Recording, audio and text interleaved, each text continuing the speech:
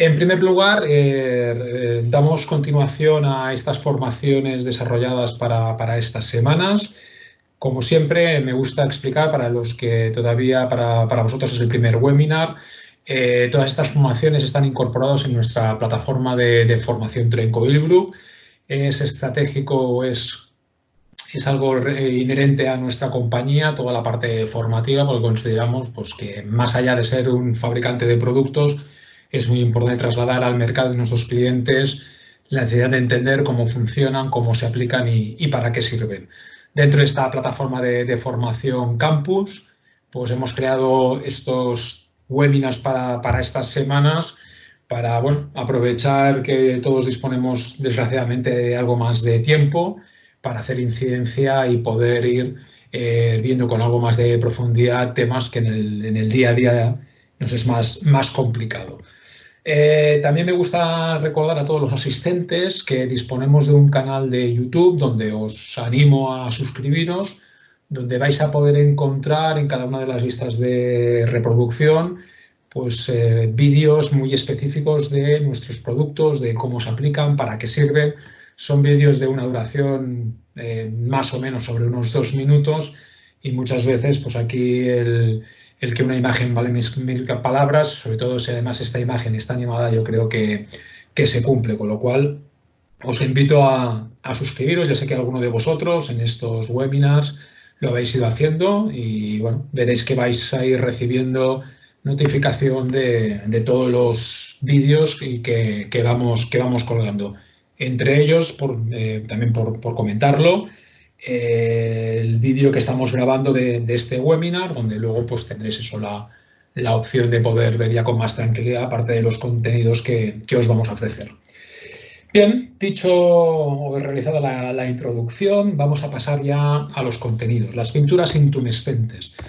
Me gusta hacer siempre un repaso para ubicar dónde está cada cosa, más que nada pues para intentar estandarizar el nivel de todos los asistentes. Como desconozco muchas veces el conocimiento exacto de cada uno de vosotros, me gusta hacer una primera introducción contextual para posicionarnos. Dentro de la protección pasiva contra incendios, lógicamente la protección de estructuras es una de las patas importantes, pero previa a este paso yo creo que es muy importante tener en cuenta o definir qué es la protección pasiva contra incendios. Aquí os enseño 4 de los puntos más importantes por los cuales está destinada la protección pasiva contra incendios, que es, lógicamente, pues evitar la progresión del humo, evitar la progresión de las llamas, el confinar todo el efecto térmico resultado de la combustión y, lógicamente, pues poder mantener la estabilidad de las estructuras metálicas que nos ayudan a sustentar pues, las cubiertas, las paredes o cualquier otro tipo de elemento estructural. Estos son los 4 elementos que conforman la parte de la protección pasiva contra incendios. Y dentro ya de la protección pasiva contra incendios, considerando estos 2 puntos, pues tenemos estos 2 grandes grupos, todas aquellas medidas que están dedicadas, diseñadas para la sectorización, para evitar la propagación del fuego y dejarlo confinado allí donde se haya provocado, y otra parte muy importante que es la protección de estructuras, donde lógicamente las pinturas intumescentes tienen un papel muy relevante. Otros 2 conceptos que me gusta ver antes de empezar, lo digo porque de alguna manera luego, como van a ser conceptos que vamos a ir trabajando un poquito más por la mano, pues para aquellos que todavía no estáis muy familiarizados también me gusta explicarlos previamente antes de entrar ya en materia. Y es un poco establecer cuál es la diferencia del concepto de reacción al fuego de los materiales versus a la resistencia de los materiales contra el fuego. Cuando hablamos de reacción, lo que estamos hablando es de la capacidad que tiene cualquier material a favorecer la propagación y el desarrollo de un incendio. En este caso, y aquí os enseño una tabla que recoge las denominadas euroclases, estamos hablando básicamente de la propiedad de combustibilidad o de incombustibilidad de los materiales. Por poner los 2 extremos, un material 100% combustible sería el papel y un material 100% incombustible sería el hierro o cualquier tipo de acero. En este caso, ¿vale? Aquí lo que se valida en esta tabla pues es cómo van reaccionando cada uno de estos materiales una vez que están en contacto con el fuego. Y ya no desde el punto de vista también solo de la combustibilidad, sino también desde el punto de vista de si gotean cuando son expuestos al fuego, qué tipo de gota provocan, si esta gota lo que hace es propagar más o menos el fuego, y también identifican con una sigla, identifican el tipo de humo que provocan. Desde el punto de vista, si es más o menos tóxico, lógicamente humos blancos estaríamos dentro del grupo de humos menos tóxicos, los humos negros serían los humos más tóxicos. Estos son los 3 parámetros que de alguna manera determinan la reacción de cada uno de los materiales al fuego. Y algo muy distinto, que muchas veces se confunde, es la resistencia de los materiales al fuego. Aquí de lo que estamos hablando es de la capacidad o las propiedades que tienen los materiales en su comportamiento frente al fuego. Y en este caso lo que vamos a hacer es a medirlo en minutos. Uno sería, y es yo creo el objeto del tema de hoy, la estabilidad al fuego, la capacidad que tienen los elementos para soportar cargas. En este caso sería algo absolutamente vinculado a columnas, a vigas, a estructuras portantes. Este valor o esta capacidad se mide por la letra R y luego en minutos. O sea, precederíamos con la letra R y luego 15, 30, 60, 90, 120 serían los minutos que ese material es capaz de mantener sus propiedades. Luego estaría otra propiedad de resistencia al fuego, que sería el sellado a la llama y a los gases. Se medía con la letra E también, luego precedida de los minutos que resiste. Aquí estaríamos básicamente hablando de juntas y sellados, que serían los que nos evitarían en nuestros sectores de confinamiento el paso de humos tóxicos o de gases. Y por último, tendríamos luego la tercera propiedad respecto al tema de la resistencia, que nos hablaría del aislamiento térmico, la capacidad que tienen los materiales de resistir el paso de las altas temperaturas. Siempre explico en este caso que no tiene ningún sentido tener una área muy bien confinada desde el punto de vista de gases y humos, si luego pues toda la cantidad de energía que se genera resultado de la combustión nos pasa al sector de al lado y nos cuece todo lo que tenemos desde el punto de vista pues, de personas, animales o cosas. Muy bien, entrando ya en concreto, en el punto de vista de las pinturas intumescentes, la primera pregunta que nos deberíamos hacer es ¿por qué es necesario proteger las estructuras? Como podéis ver en la presentación, subrayado en rojo, las estructuras de acero, en general, si no contienen algún tipo de componente específico, son capaces de mantener sus prestaciones al fuego durante aproximadamente unos 17 minutos, que es lo que tarda en llegar o alcanzar esta temperatura de 550 grados. Alrededor de esta temperatura es cuando las estructuras de acero entran en fallida y pierden sus propiedades.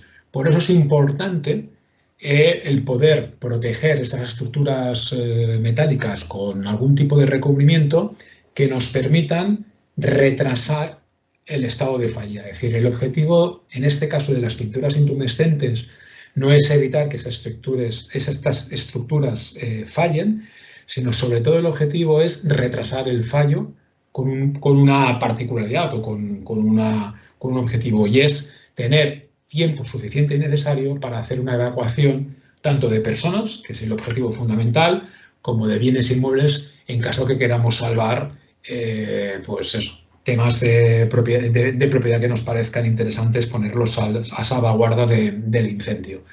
Como hemos comentado, la resistencia al fuego se mide en minutos, 15, 30, 60, 120 minutos, y este valor, esta resistencia al fuego medida en minutos, nos lo va a dar no nuestro criterio, sino en este caso las normas de referencia, que puede ser o bien el código técnico para la edificación en general, o bien esta resistencia vendría impuesta por el RICI, que es el reglamento de industria, que en función de la actividad industrial que desarrollemos, pues nos definiría en función de qué tipo de elemento, qué tipo de estructura, cuál debe ser su resistencia al fuego.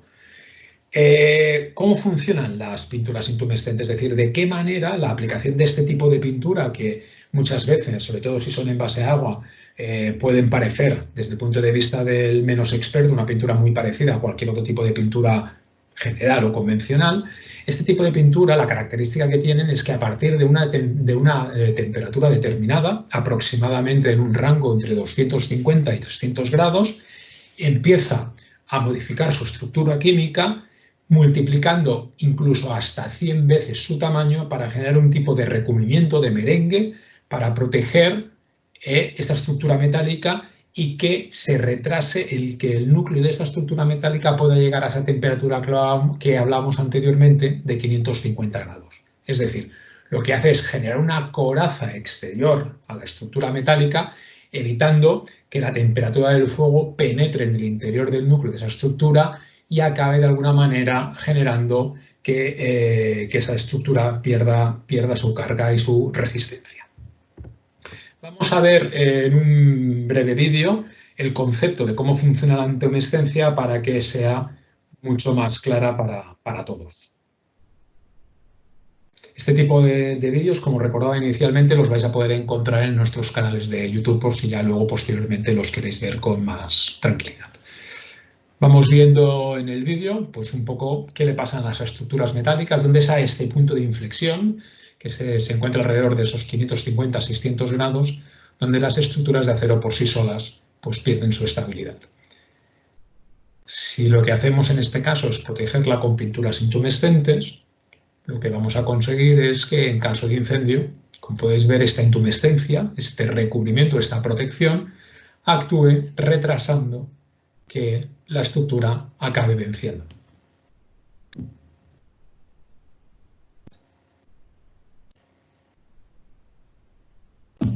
Esto es una prueba para que veáis el poder que tienen las pinturas intumescentes, en el que simplemente lo que se ha hecho en un trocito de cartón, que todos sabemos que es un material muy combustible, pues simplemente aplicándole una capa de pintura intumescente y sometiéndola a una llama de fuego que puede alcanzar sobre los 1950 grados, vais a ver que después de todo el tiempo, veréis ahí el reloj del tiempo en el que se está aplicando, lógicamente es un vídeo acelerado, veréis que después de una hora, bajo nuestra sorpresa, el cartón está absolutamente igual, no ha perdido, ni se ha quemado, ni ha perdido sus propiedades. Esto es un claro ejemplo que si esto lo puede hacer en un trozo de cartón, pues lógicamente en las estructuras metálicas el efecto será mucho mayor.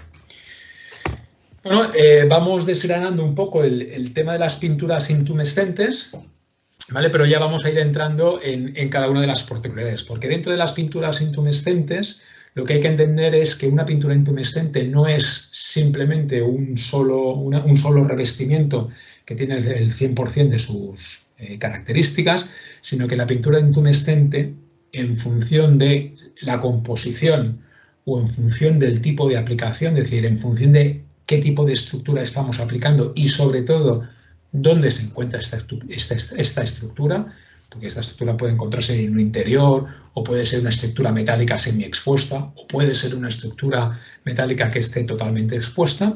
En base a este tipo de configuración, deberemos de entender que las pinturas intumescentes al final no son nada más que parte de un sistema donde encontramos una imprimación anticorrosión para mantener evidentemente la estructura metálica en buenas condiciones y que el óxido que se provoque no acabe haciendo que perdamos adherencia del revestimiento intumescente, la prueba de pintura intumescente y lógicamente una capa de acabado, ¿vale?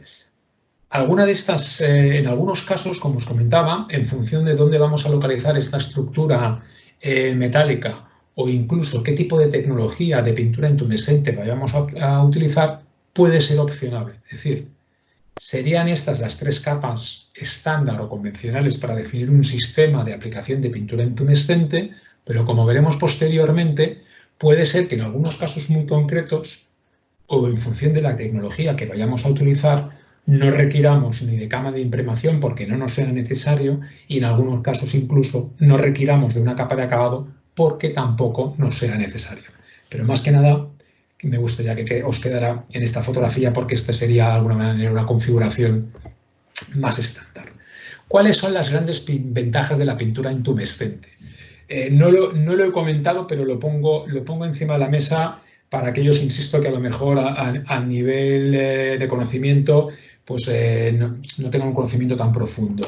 Cuando hablamos de pintura intumescente, es decir, cuando hablamos de proteger estructuras para aumentar la resistencia contra el fuego, contra el otro tipo, de alguna manera, existen varios sistemas para la protección de estructuras y aquí estaríamos hablando de su homólogo más directo sobre el que compite directamente, sería o bien todos los morteros de aplicación, ¿vale? Lo digo porque cuando vayamos las ventajas evidentemente siempre lo serán o no en función de contra qué lo estamos comparando.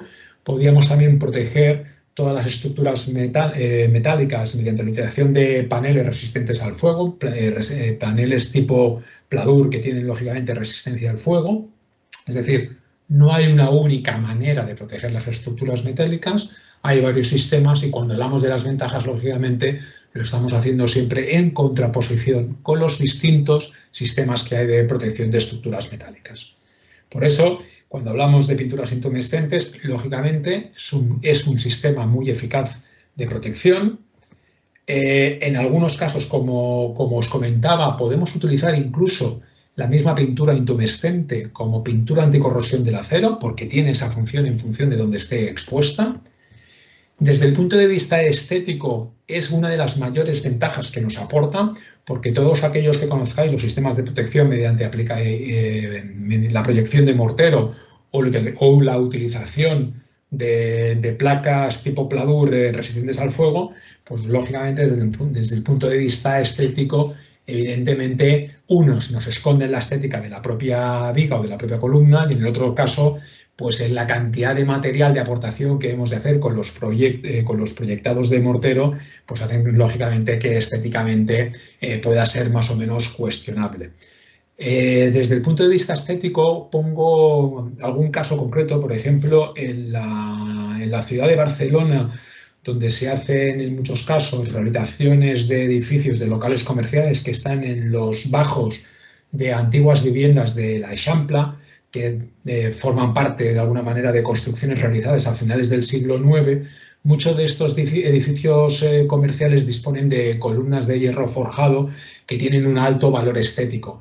Lógicamente, una de las obsesiones tanto de los arquitectos como de los arquitectos técnicos cuando hacen rehabilitaciones de locales comerciales es intentar mantener la estética, la geometría y la forma de estas columnas, porque lógicamente estéticamente tienen un gran componente y un gran valor estético. Es ahí donde muchas veces las pinturas intumescentes tienen una ventaja competitiva respecto a otros sistemas de protección de estructuras.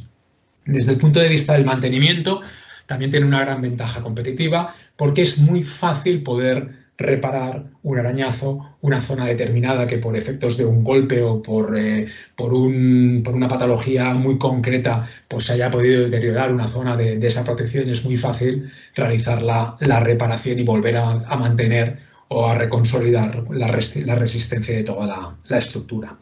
Y desde otro punto de vista del peso total de las estructuras, también tiene una gran ventaja competitiva porque somos capaces de llegar a resistencias que nos puede ofrecer el proyectado de morteros o el recubrimiento con paneles con aportaciones de peso muy, muy ínfimas, es decir, con muy poco micraje, con muy pocas capas de aportación de pintura intumescente, podemos llegar a valores de resistencia de más de 120 minutos. Y eso, lógicamente, cuando estamos planteando la protección de una gran estructura, por ejemplo, en una cubierta, el peso es un valor importante desde el punto de vista de cálculo a tener en cuenta cuando lo realizamos. Como os comentaba, de pinturas intumescentes no solo hay una pintura intumescente por definición, sino que en función de su composición nos encontramos un espectro mucho más amplio de pinturas intumescentes. En este sentido, en este cuadro, vais a poder ver los tres grandes grupos de pinturas intumescentes en función de su composición y en cada una de ellas, lógicamente, algunas de las características que la definen. Tenemos un primer grupo, que son las de base agua, son monocomponentes, están diseñadas en este caso para aplicación interna, lógicamente porque al ser en base agua, si no son posteriormente protegidas, pues cuando entren en contacto con unos niveles de humedad muy altos o incluso con que estén expuestas a la lluvia, pues lógicamente los niveles de deterioración serían muy altos. Son pinturas que están diseñadas para aplicación directamente en la obra, ¿vale? Una de las grandes ventajas, en este caso, de este tipo de pinturas intumescentes en base a agua son los niveles de COP. Los COP son los componentes orgánicos volátiles. La normativa al respecto obliga a los fabricantes de pintura intumescente en base a agua a no exceder los 140 gramos por litro. En este caso, por ejemplo, nosotros disponemos de pinturas intumescentes en base a agua con niveles de COP prácticamente cero, de 0,5. Es decir, es algo muy importante porque si estamos en el interior lo que vamos a querer, lógicamente, es evitar que todos los aplicadores se nos queden todos medio mareados por la emisión de contaminantes. Como os decía, una de las características de las pinturas en base a agua intumescentes, pues lógicamente es que no huelen y que no comportan problemas de seguridad. Tenemos otro segundo bloque, que es un bloque en este caso importante, que son las de envase disolvente. Aquí sí que lógicamente, pues por el tipo de composición, son pinturas intumescentes que permiten ser aplicadas al aire libre. También son pinturas que, en función de la velocidad que tienen de curación, es decir, el tiempo en el que seca la pintura, permiten también plantearse aplicaciones en el taller, es decir, proteger las estructuras metálicas en taller y acabar haciendo la instalación final en la obra. Tienen, respecto a en las de base agua y en este caso también en las base híbrida, una mayor durabilidad desde el punto de vista de conservación, desde el punto de vista del tiempo de almacenaje del producto. Como os decía, son muchísimo más tolerantes a los cambios de temperatura, con lo cual, desde el punto de vista de dónde podemos aplicar este tipo de pinturas, no solo ya aquí alcanzamos protección de estructuras interiores, sino también semi-expuestas y expuestas. Y, lógicamente, pues son una alternativa a las pinturas en base a agua, sobre todo cuando queremos identificar protecciones, pues eso, semi-expuestas o exteriores. Y hay otro tercer grupo, en este caso sí que es un grupo que nosotros denominamos en base híbrida, porque aquí sí que estamos hablando ya de una familia de pinturas intumescentes con formulación propia y patentada por Nullifier, que al final lo que hace, como bien indica su nombre de híbrido, es coger lo mejor de cada una de las tecnologías. Es decir, nuestra base híbrida es un producto que, desde el punto de vista del COP, de los componentes orgánicos volátiles, tiene unos valores muy bajos. La normativa para las pinturas intumescentes en base disolvente nos habla de que el porcentaje que no puede superarse es el valor de 500. Nuestra base híbrida está en valores de 137, lo que le hace muchas veces una muy buena opción para ser incluso utilizada en aplicaciones de protección interior. La gran ventaja de este tipo de tecnología frente a la composición en base a agua y a la base disolvente es que es resistente a la intemperie en solo una hora. Es decir, una vez aplicada la pintura, si lloviera al cabo justo de una hora de haber aplicado, toda la protección quedaría salvada a la lluvia, lo que no ocurre sobre todo en base a agua y tampoco en base disolvente, que tiene unos tiempos de curado y de exposición al agua muchísimo más mayores. Es una tecnología que, sobre todo, lo que la diferencia de las otras tecnologías es que es muy elástica, con lo cual la hace muy interesante para todo tipo de aplicación, en todo tipo de estructuras, ya que se adapta muy bien a cada una de las geometrías y evita el fisuramiento o la rotura. Y, sobre todo, y lo veremos un poquito más adelante, es una tecnología, las tecnologías de las pinturas intumescente híbridas, lo que aportan desde el punto de vista de diferencia respecto a las anteriores es que podemos llegar a aplicar todo el espesor requerido para la protección de la estructura en una sola mano. Y eso sí que lo hace muy interesante respecto a las tecnologías que nos exigen ir aplicándola mano capa a capa para evitar los descuelgues. Hemos visto un poco también, para ir entendiendo un poco todas las diferencias entre los distintos sistemas de pintura intumescente, Uno de estos parámetros comparativos era el tema del COP, ¿vale? Comparativamente, lógicamente, el que mejor comportamiento tendría desde el punto de vista de tecnología serían las envase agua, que tienen de media, porque eso dependerá lógicamente del fabricante, un 10% menos, representa un 10% menos que el resto de las tecnologías. Por tanto, un poco como conclusión, de mejor a peor serían las base agua la que mejor comportamiento tienen desde el punto de vista de componentes orgánicos, luego vendrían las tecnologías híbridas y por último las que peor clasificarían desde el punto de vista de esta propiedad, de este requisito, serían las de envase disolvente. Desde el punto de vista de durabilidad, aquí habrían dos cuestiones a valorar. Una sería la durabilidad entendida desde el punto de vista de cuánto dura ese producto desde el ámbito de la conservación, ¿vale? Y aquí sí que también habíamos comentado rápidamente que los que son más longevos desde el punto de vista de almacenamiento son las pinturas intumescentes en base disolvente. Luego pueden tener una media de duración entre 12 y 18 meses. Luego vendrían las pinturas intumescentes de tecnología híbrida, que podrían estar alrededor de los 12 meses, y luego las que menos durabilidad tendrían desde el punto de vista del almacenamiento serían las de envase agua, que están en torno, de media, entre 6 y 9 meses. Pero hay otro aspecto de durabilidad que también tienen que ver como la resistencia que tienen las pinturas intumescentes respecto al tema del acabado. Aquí sí que hago una incidencia muy importante porque, como comentamos, hay una tabla, en la norma se recoge la disposición de las estructuras en función del ámbito donde las vamos a proteger.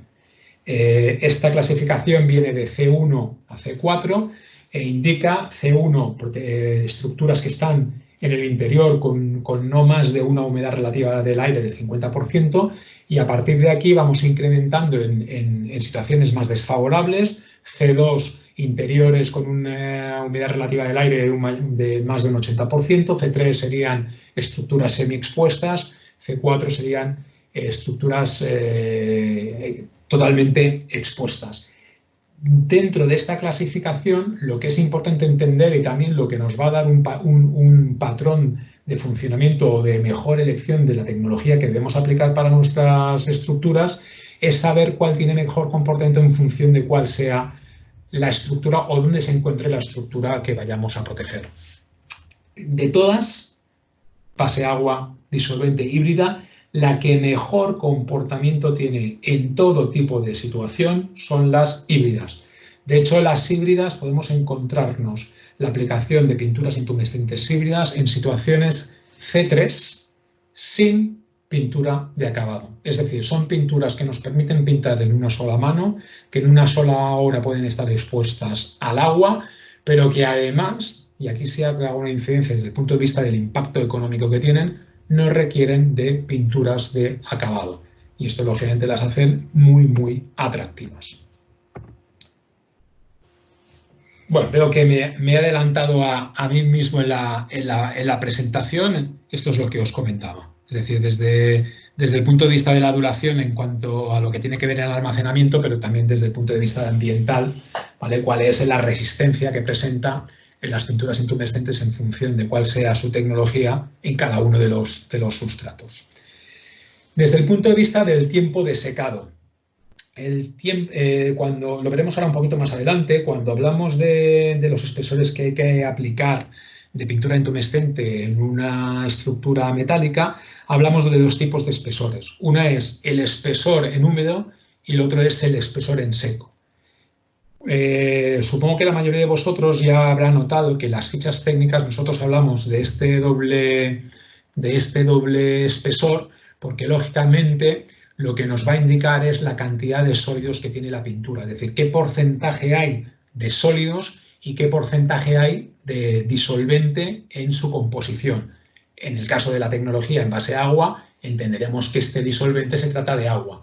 Esto es muy importante porque si los niveles de solución que hay en la composición final son muy altos respecto al volumen, significa que nos va a ser muy fácil aplicar los espesores en pintura húmeda, pero lógicamente luego van a mermar muchísimo cuando estos disolventes se hayan evaporado y nos queden realmente los sólidos. Con lo cual, cuando muchas veces miramos qué pintura o qué carga de pintura puede ser más o menos económica en función del rendimiento, es muy importante mirar cuál es el porcentaje de componentes sólidos que tiene. Es decir, a mayor porcentaje de componentes sólidos, menor gap, menor diferencia habrá entre el espesor húmedo y pintura seca, con lo cual menos pérdidas finales tendremos, menos pintura o menos capas de pintura finalmente nos va a obligar a tener que añadir.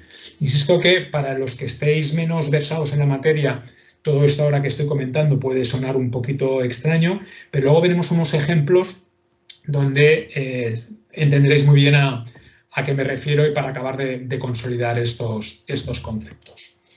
Bueno, vistas las distintas... hemos hecho un repaso de por qué es necesario proteger estructuras metálicas, de todos los sistemas que hay actualmente para proteger estructuras metálicas. Disponemos de las pinturas intumescentes, por todas las ventajas que hemos podido ir enumerando. Dentro de las distintas tecnologías de pinturas intumescentes, lógicamente, tenemos, en función de la tecnología que se utilice, tenemos distintas alternativas con sus pros y sus contras en función de cuál sea el objetivo final al que nos orientemos. Y luego aquí vamos a ver de alguna manera cuál es la información de partida necesaria para poder hacer con garantías una correcta instalación. En la mayoría de los casos será en este apartado que vamos a ver ahora lo que nos va a indicar tanto la tecnología más adecuada como sobre todo la garantía de poder hacer una protección adecuada en función de los requisitos normativos. Lo primero de todo, cuando abordamos la cuestión del cálculo de protección de estructuras, lógicamente es identificar la utilización del perfil.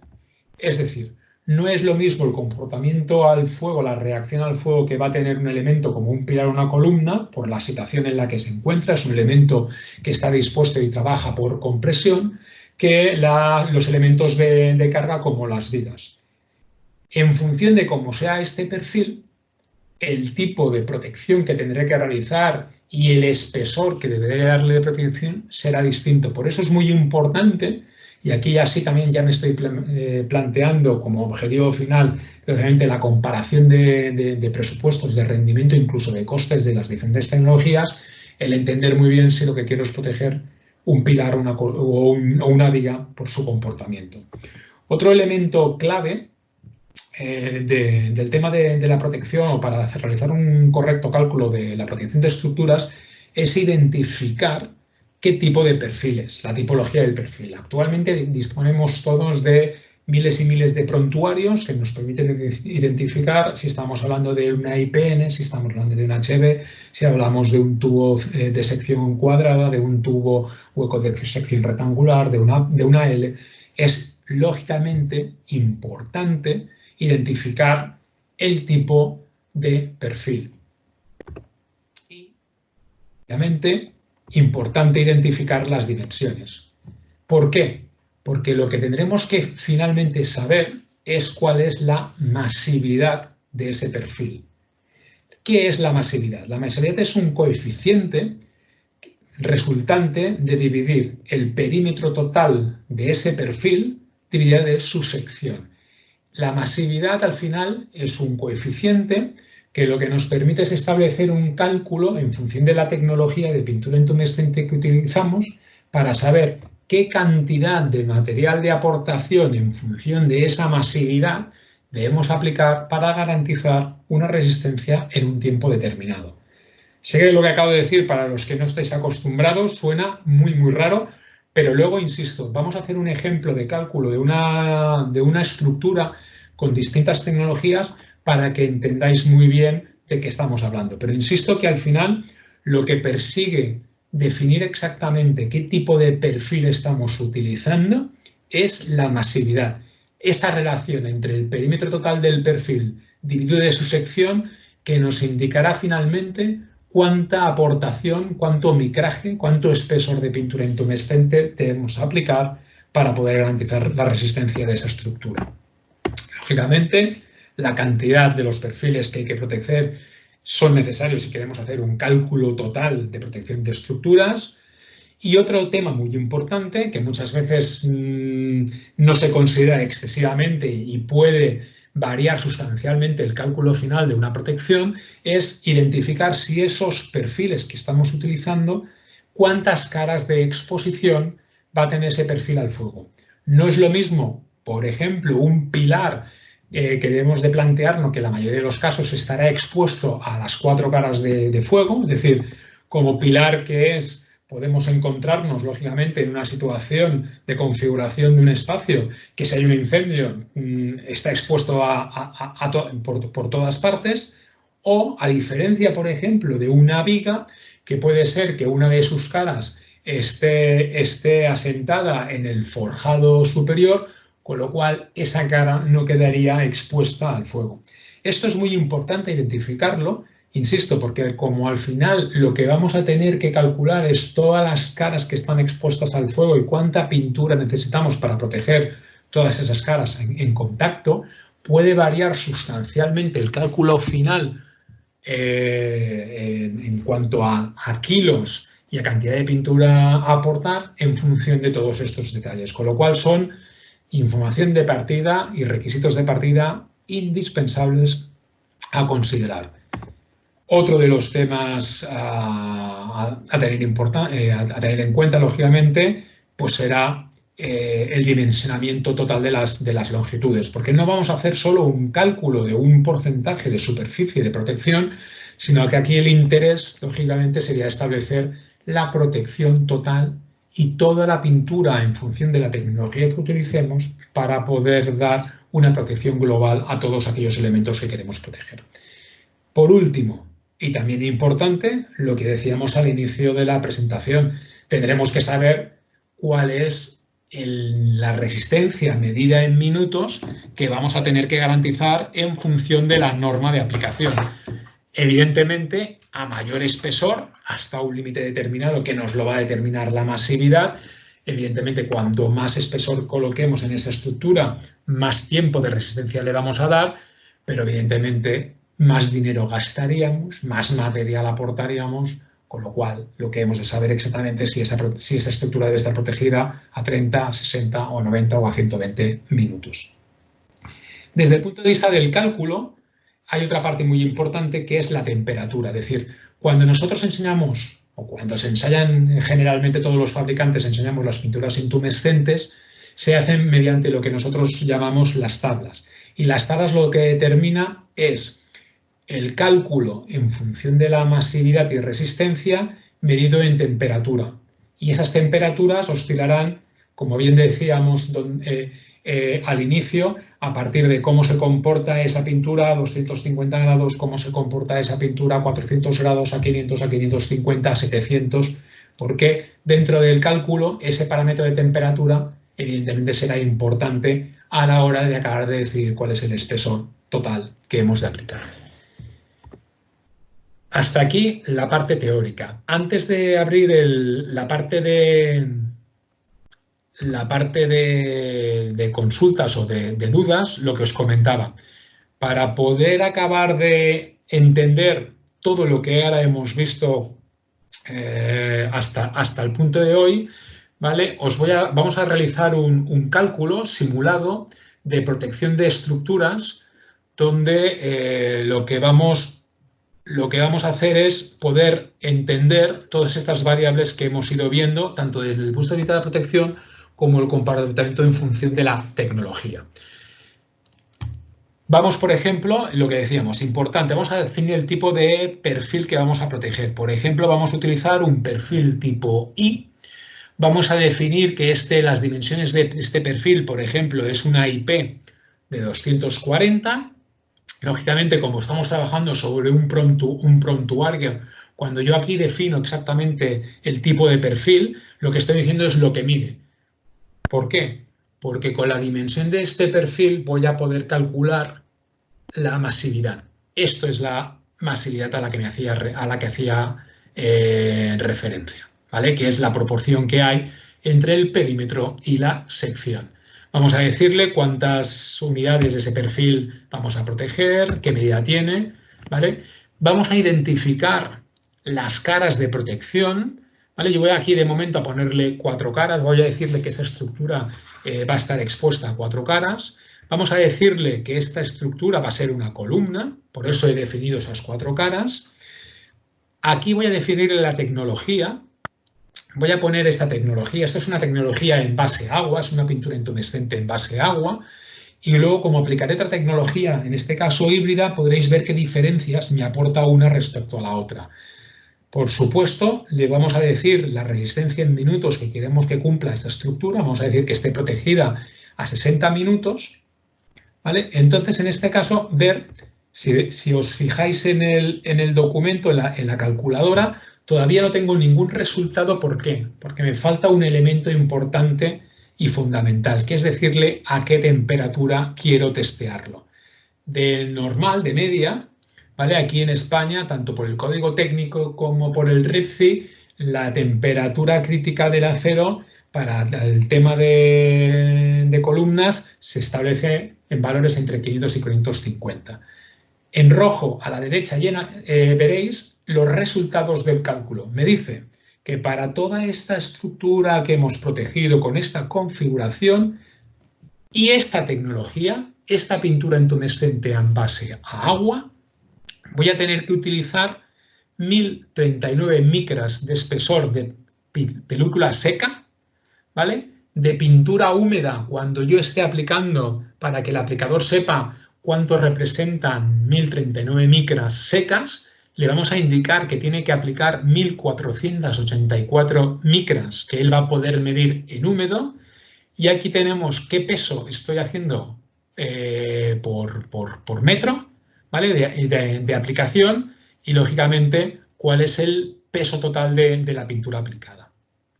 Tengo todos los parámetros suficientes y necesarios para decirle al instalador, al aplicador, cómo y de qué manera debe hacerlo.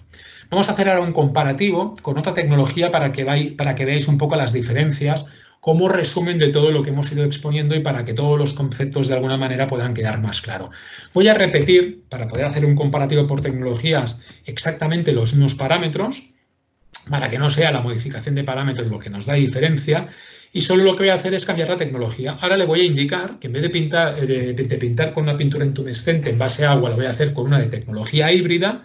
Le voy a poner los mismos criterios de configuración, ¿vale? Y lo único que me quedaría por decirles lo mismo, voy a aplicar 500 para una temperatura crítica de 500 grados y aquí veis el comportamiento. Es decir, para una misma estructura, simplemente cambiando la tecnología con una base agua me pide 1039 micras de acabado de película seca, en cambio con esta tecnología me pide 2279 para darle exactamente la misma protección, con un peso superior.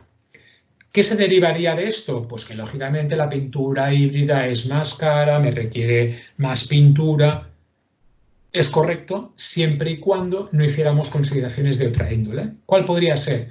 Pues imaginémonos que lo que estamos pintando es una estructura que está en el exterior. Como bien hemos dicho, aquí deberíamos de descartar directamente la envase agua, a menos que nos planteáramos el ya aplicarle una capa final de barniz para poderla proteger. Con lo cual, ya en los 1039 ya no serían estrictamente el espesor que deberíamos de incorporar.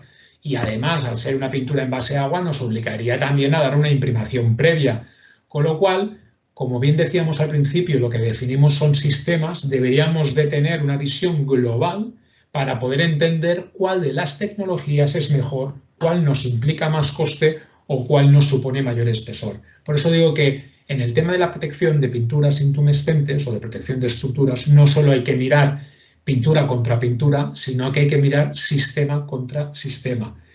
La pintura en base híbrida, como os decía, en este caso no me haría falta imprimación y en función si, por ejemplo, fuera un C3, fuera una estructura semi-expuesta o expuesta, seguramente tampoco me requeriría incluso un acabado final. Con lo cual, el caro o barato o la pintura o la cantidad de manos que he de aplicar pueden variar significativamente. Para terminar, y para que veáis cómo afecta el tema de la masividad en función de la temperatura, lo único que voy a hacer ahora es cambiar un parámetro y decirle que en vez de R60 yo quiero proteger esa estructura a R90, ¿vale? Con una pintura en base a agua. Como podéis ver, de repente me pone Na, no evaluado. Aquí lo que estoy diciendo es que por mucha pintura en base a agua que yo quiera aplicar a esta estructura metálica, evidentemente por las propiedades de la pintura y de la masividad de este perfil, no soy capaz de aportar más protección que la que me exige la norma, con lo cual no puedo proteger a 90 minutos este perfil con esta pintura en base a agua. En cambio, con la tecnología híbrida voy a hacer lo mismo y fijaros que, lógicamente, como protejo a más minutos, me va a exigir un espesor muchísimo mayor. Prácticamente estamos doblando el espesor final de protección, pero sí que esta tecnología, para este perfil, con estas características, me permite protegerlo. Con lo cual, no hay una única solución en la protección de estructuras con pinturas intumescentes. Hay distintas tecnologías con sus pros y sus contras, y lo importante como fabricantes es poder ofrecer al mercado, a nuestros clientes, distintas alternativas lo más eficaces posibles en función de sus parámetros de proyecto. Bueno, pues hasta aquí este repaso al tema de las pinturas intumescentes, y ahora sí que me gustaría dejar estos 10-15 minutos que nos quedan para poder dar respuesta a vuestras preguntas o consultas o dudas, porque seguro que a través de ellas me vais a ayudar a identificar pues, algún punto oscuro o alguna parte del webinar que a lo mejor no haya sido capaz de explicarme suficientemente o de hacerme comprensivo. Insisto, como somos bastantes, os voy a sugerir el chat de la reunión donde vais a poder escribir vuestra pregunta. Yo me haré de lector y las leeré en voz alta para para compartirlas con el resto de los asistentes. Pero insisto, me gustaría que pudierais de alguna manera hacerme ver si hay alguna duda, si hay alguna consulta, si consideráis que hay algún punto en el que sería necesario aclararlo, o, bueno, o simplemente algún comentario por vuestra parte.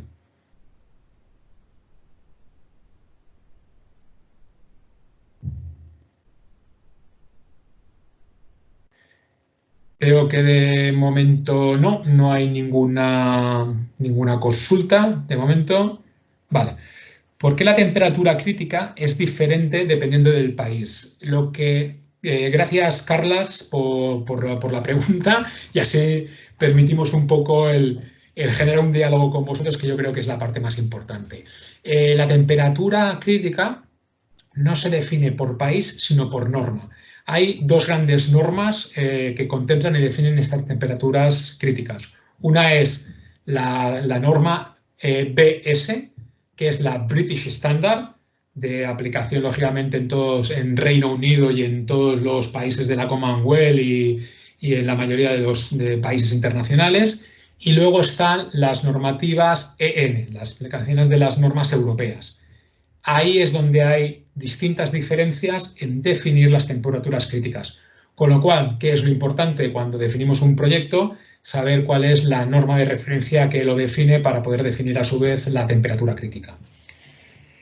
José Ramón pregunta, ¿el material base debe ser siempre acero o se puede aplicar sobre aluminio? Lo que habrá la aplicación de las pinturas intumescentes pueden aplicarse sobre distintos soportes. Lo que habrá que estudiar son las configuraciones de ese soporte, porque los ensayos están realizados para estructuras de acero. Si hay una modificación del soporte, del tipo de material, habría que analizarla concretamente. No sé si he contestado, José Ramón, a tu pregunta.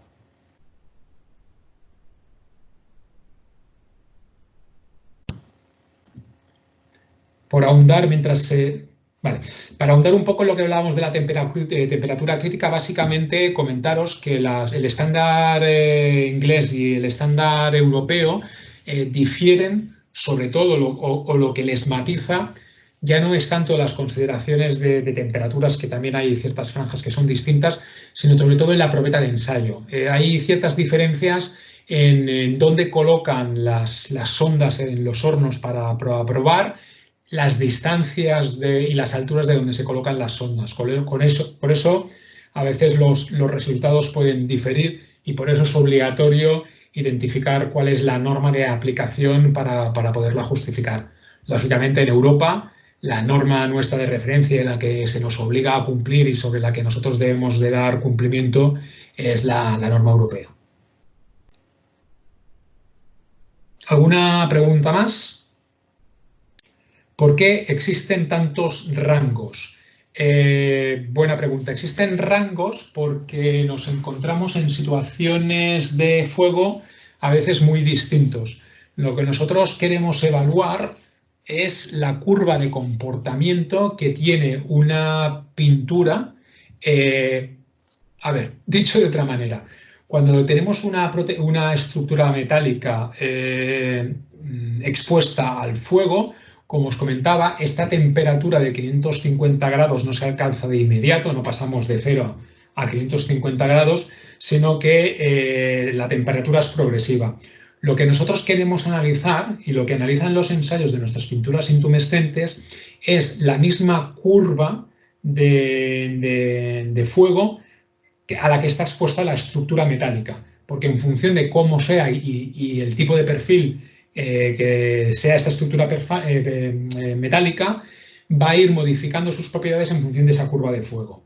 No es lo mismo una PN de 240, que es un trozo de perfil que lógicamente va a ser muy resistente hasta llegar a esta temperatura de 550, que un tubo de diámetro de, yo qué sé, de 150 milímetros de sección circular, que lógicamente a bajas temperaturas ya va a haber modificada en parte su resistencia. Es decir, cuando hablamos de 550 no significa que todas las estructuras metálicas lleguen a fatiga a 550 grados, sino que algunos lo hacen a 200, otras lo hacen a 300, los otros lo hacen a 500, y por eso las pinturas intumescentes también se testean en cada uno de estos grados. Pregunta Jauma, ¿cómo debe tratarse un perfil hueco que previamente hemos rellenado con hormigón? ¿Varía su masividad o su consideración de hueco o abierto? Lógicamente, respuesta gallega, Jauma, en esta pregunta.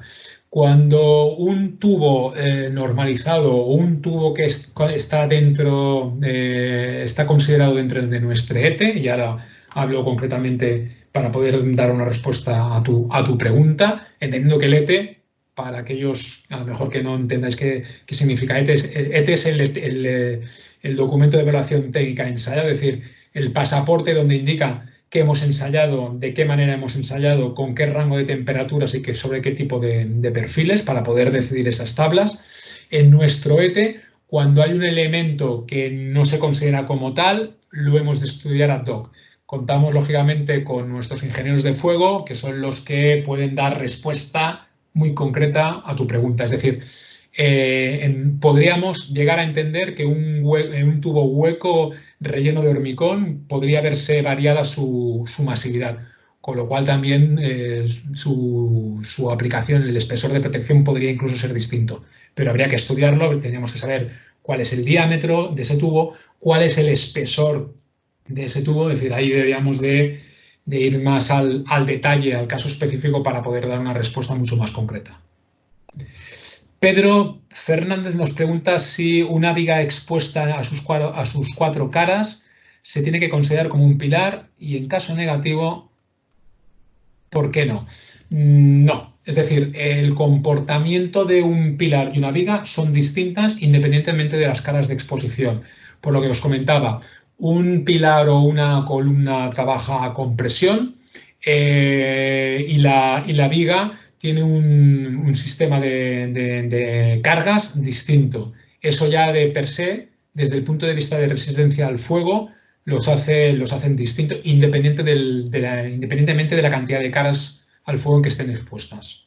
Simplemente es por temas de funcionamiento mecánico y precisamente por cómo se distribuyen las cargas en función de ese tipo de elementos y cómo afecta la disposición de ese elemento cuando se ve reducida su resistencia. Simplemente es por una definición del elemento portante.